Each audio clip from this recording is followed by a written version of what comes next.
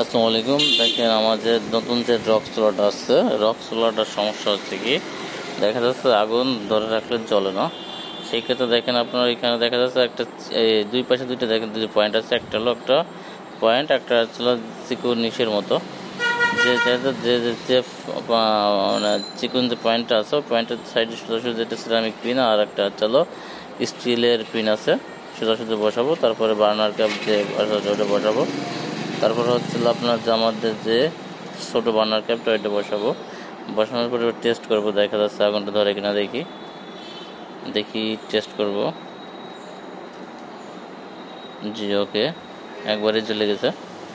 দ্বিতীয়বার বন্ধ করে আবার দেখি, হ্যাঁ একবারে চলে গেছে, আর সমস্যা হচ্ছে না। এরপর আমরা দেখবো হচ্ছিল ডান পাশের যে চুলাটা আছে, ডান পাশের চুলাটা সেম ওই একইভাবে বসাইয়ে একইভাবে হচ্ছিল আপনার করতে হবে।